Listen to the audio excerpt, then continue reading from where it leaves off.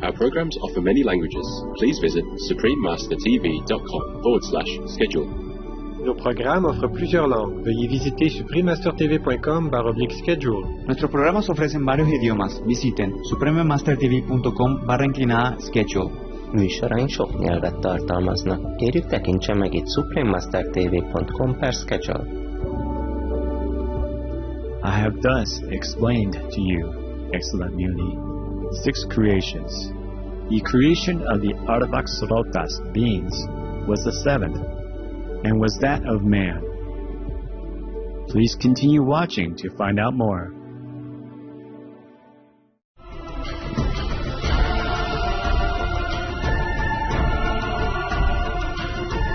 Sambano is hello in Buryat, the friendly greeting of the Buryat people.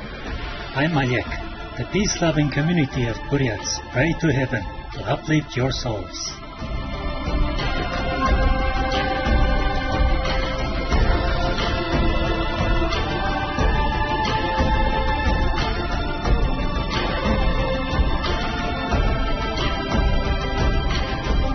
May God bless you and your family always. The 19th century Russian esotericist Elena Petrovna von Hahn, more popularly known as Madame Blavatsky or HPP, came from a noble family in Ukraine. As a child, Madame Blavatsky would often have visions and displayed clairvoyance, as well as other metaphysical phenomena. Years later, she traveled throughout Europe and the Middle East, studying under various teachers and Sufi saints. While in London, United Kingdom, she met one special teacher, an Indian yogi named Master Moria, who later directed her to go to New York in the United States.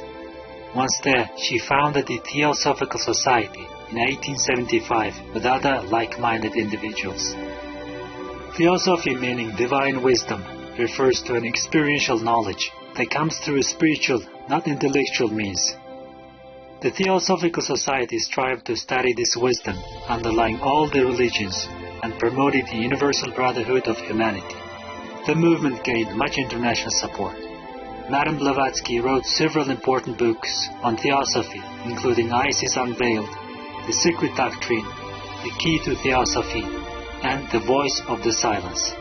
In 1885, she started to write The Secret Doctrine, which was finally published 3 years later, in 1888. The Secret Doctrine has been acknowledged by many as one of the most remarkable books in the world. It is considered to be the Bible of Theosophy, the source book of the esoteric tradition that outlines the fundamental tenets of the Secret Doctrine of the past ages.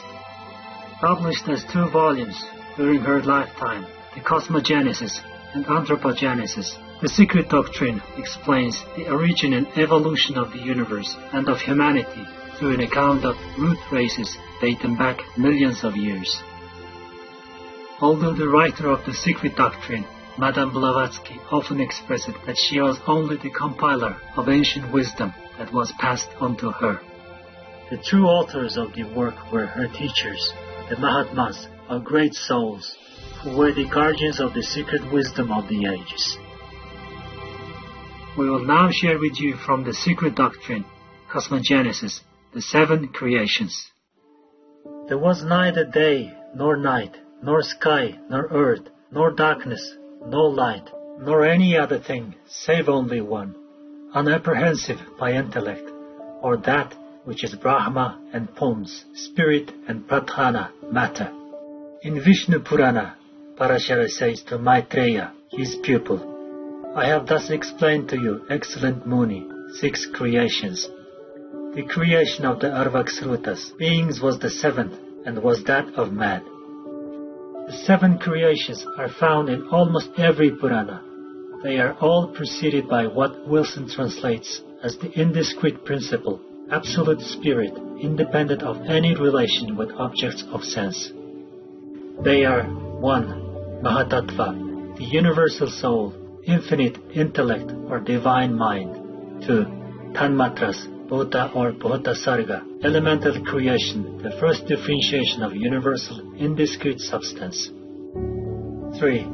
Indriya or Aindriyaka, organic evolution. These 3 were the Prakrita creations, the developments of indiscrete nature preceded by the indiscrete principle. 4. Muhya, the fundamental creation of perceptible things, was that of inanimate bodies. 5. Thairyagonia, or Triaksrutas, was that of animals.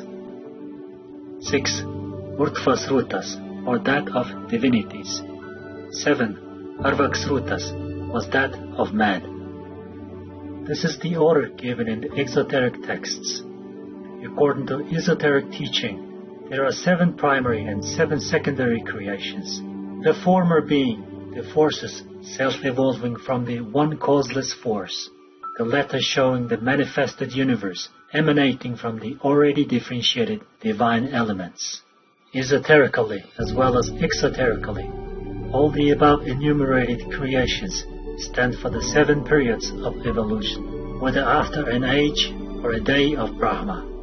This is the teaching par excellence of occult philosophy, which, however, never uses the term creation, nor even that of evolution, with regard to primary creation, but calls all such forces the aspects of the causeless force.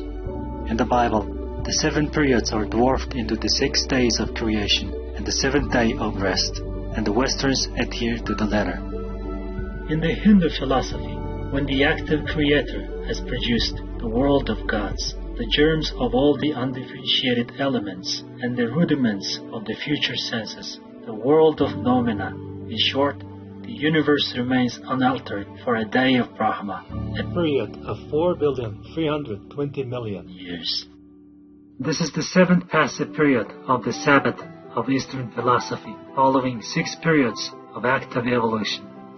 In the Shatapatha Brahmana, Brahma, neuter, the absolute cause of all causes, radiates the gods. Having radiated the gods through its inherent nature, the work is interrupted. In the first book of Manu, it is said, at the expiration of each night, Pralaya, Brahma, having been asleep, awakes, and through the soul energy of the motion, causes to emanate from itself the spirit or mind, which in its essence is, and yet is not. In the Sefer Yetzirah, the Kabbalistic book of creation, evidently re-echoed the words of Manu. In it, the divine substance is represented as having alone existed from the eternity, boundless and absolute, and as having emitted from itself the Spirit. One is the Spirit of the living God, blessed be His name, who lives forever, voice, spirit, and word. This is the Holy Spirit. And this is the Kabbalistic abstract Trinity, so unceremoniously anthropomorphized by the Fathers. From this triple one emanated the whole cosmos. First, from one emanated number 2, or air, the creative element, and then number 3, water, proceeded from the air. Ether, or fire, completes mystic 4, the Arba'il.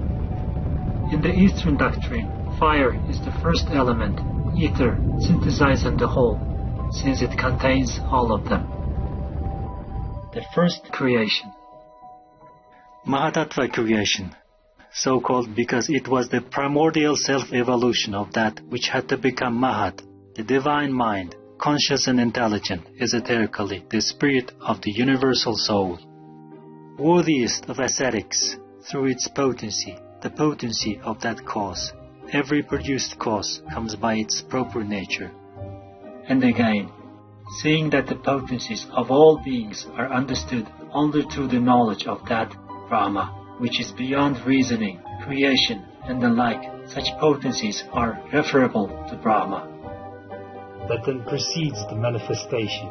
The first was Mahat, says Linga Purana, for the one, that is neither first nor last, but all. Exoterically, however, this manifestation is the work of the Supreme One, a natural effect rather of an eternal cause, and esoteric philosophy renders it the operating law.